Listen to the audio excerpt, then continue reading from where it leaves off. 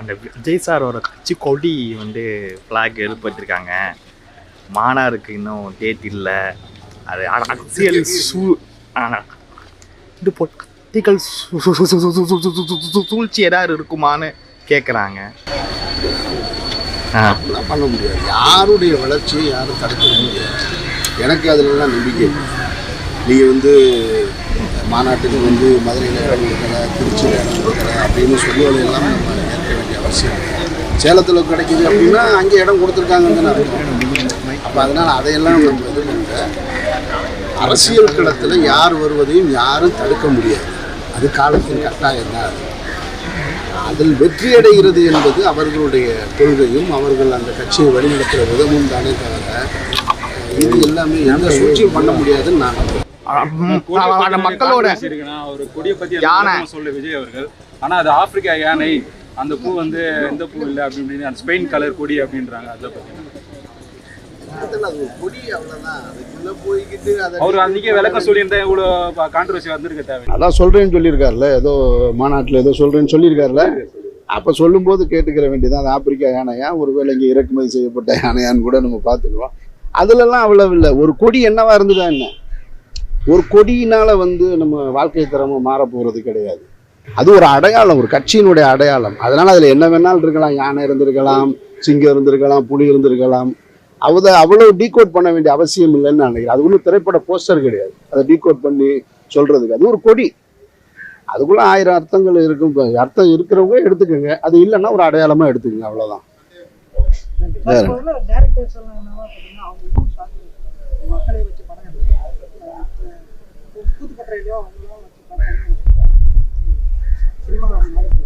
அப்படிலாம் கிடையாது. எடுக்க மாட்டேன்றாங்கன்னு யார் சொன்னா? கூத்துப்பட்டு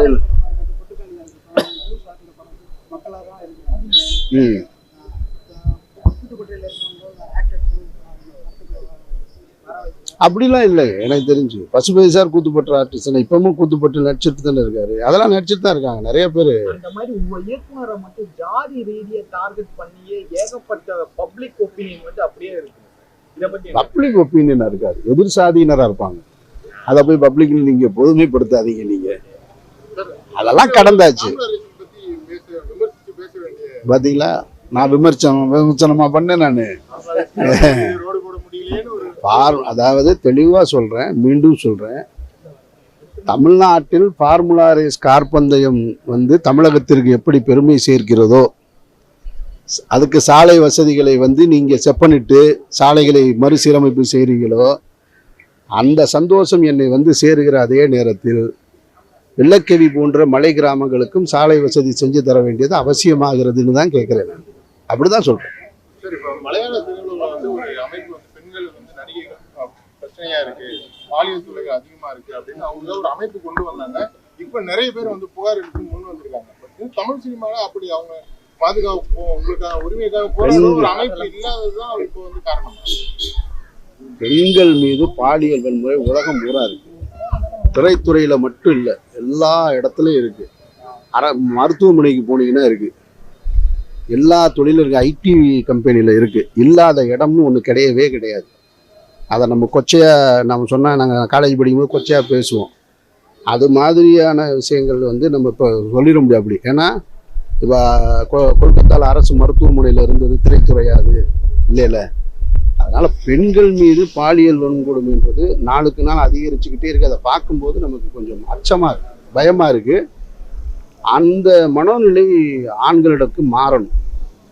ஆண்களுக்கு இங்கே இருக்கக்கூடிய ஒரு பெண்ணை பார்க்கும் பொழுது தன்னுடைய தாய் போல, சகோதரி போல, அக்கா போல, தங்கச்சி போல நினைக்கிற மனப்பான்மை வேணும். அதை ஒரு போகப் பொருளாக பார்க்கறதை ஏற்கவே முடியாது. அது ரொம்ப ஆபத்தானது. அதிலும் சிறுமிகளுக்கு நடக்கிறதெல்லாம் இருக்கு இல்லையா, சமீபத்தில் நடந்த ஒரு சிறுமியுடைய பாலியல் கொடுமை இருக்கு இல்லையா, அதெல்லாம் ரொம்ப ஏற்கவே முடியாது. தண்டனை கடுமையாக்கப்படும். இந்த ஒரு விஷயத்துல தான் நம்ம அடிக்கடி சொல்லுவோம், வளைகுடா நாடுகளைப் போல, அரபு நாடுகளைப் போல சட்டங்களை கடுமையாக்குங்கன்னு சொல்றது. மரண தண்டனை தான் இதற்கான சரியான தீர்வு. இங்கே உடனே சமூக ஆர்வலர்கள் வருவாங்க, மனிதநேய காவலர்கள்லாம் வருவாங்க, வந்து நின்றுக்கிட்டு அதெல்லாம் வந்து மரண தண்டனை, தூக்கு தண்டனை ரத்து செய்யுங்க. இந்த மாதிரியான குற்றங்களுக்கு பின்ன என்ன தண்டனை கொடுக்க முடியும் சொல்லுங்க நீங்க? இதை எப்படி அவங்களை அப்போ நான் ஏன் சொல்றேன்னா, இப்போ சமீபத்தில் வந்து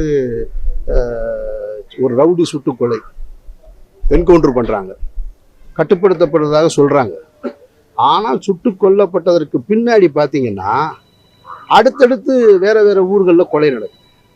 அப்படின்னா அவங்களுக்கு அந்த பயமே வரலைன்னு தானே அர்த்தம். அப்போது கொல்கத்தா சம்பவத்தை பார்த்ததற்கு பின்னாடியும் அது குறித்து பேசப்படுகிறது. ஒரு மாநிலத்தின் முதல்வரே அதில் வந்து நேரடியாக தலையிடுறாருன்னு சொன்னதுக்கு பின்னாடியும் அந்த செய்தியை ஊடகங்களில் பார்த்துக்கிட்டே இன்னொரு இடத்துல ஒருத்தர் அரங்கேற்றுறான்னா அவன் மனநோயாளி இல்லையா? அப்போ அவனெல்லாம் எப்படி விட்டு வைக்கிறதுன்ற கடுமையான தண்டனை தான் இதற்கான தீர்வு. நன்றி.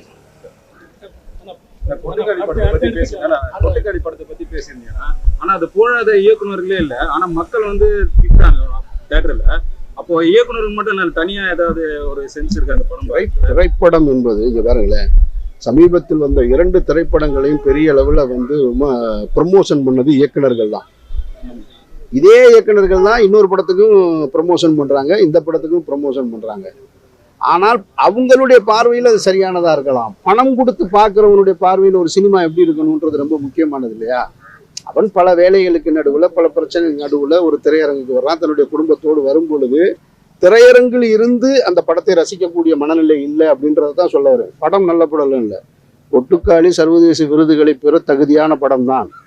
ஆனால் வெகுஜன மக்களுக்கான படமாக மாற்றுவது, அந்த காம்படிஷனில் கொண்டு போய் கொட்டுக்காளியை திணிச்சது ஏன்? திணிக்கக்கூடாது. அவ்வளோ பெரிய அது ஒரு வன்முறையாக நான் பார்க்குறேன். நான் அது வந்து அந்த இயக்குனருக்கு வந்து தேவையில்லாமல் ஒரு பெரிய படத்தோட போட்டி போட்டால் என்னதுக்கு ஆகும் சொல்லுங்கள்? இப்போ நீங்கள் இப்போ சொல்கிறோம், எப்படி வச்சுக்கிறோமே, வாழையும் 5ஆம் தேதி கோட்டு ரிலீஸ் ஆயிருந்தால் என்ன இருக்கும்? அது பெரிய வன்முறை இல்லையா? அது செய்யக்கூடாதுன்னு தான் சொல்கிறேன். நன்றி.